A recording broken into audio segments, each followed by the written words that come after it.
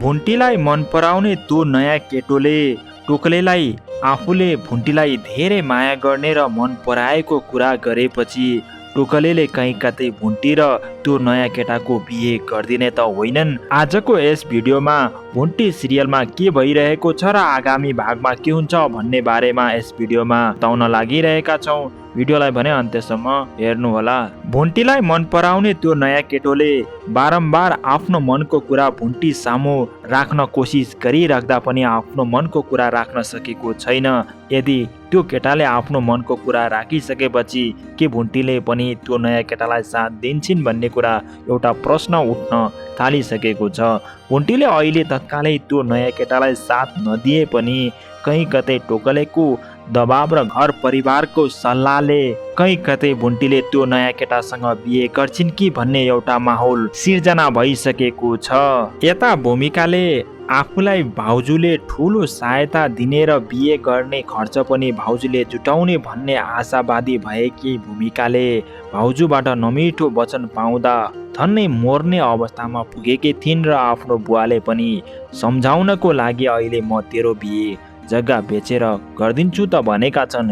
कहीँ कतै भने भूपेन्द्रका बुवाले भूमिकालाई सम्झाउन र अहिले त्यस झगडा गरिरहेको अवस्थामा र रिस भएको अवस्थामा सम्झाउनको लागि भूपेन्द्रका बुवाले भनेको हुनुपर्ने हामीलाई शङ्का लागिरहेको छ।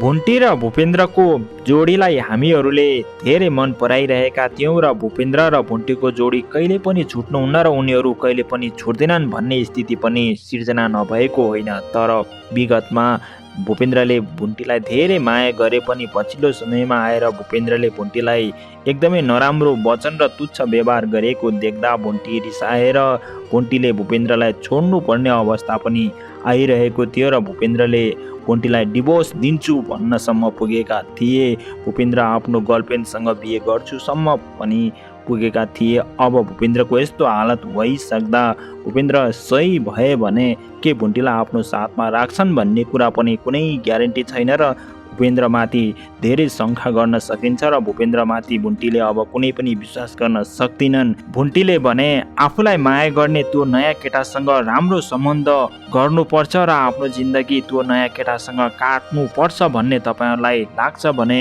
कमेन्ट बक्समा भुन्टी र त्यो नयाँ केटा भनेर लेखिदिनु होला।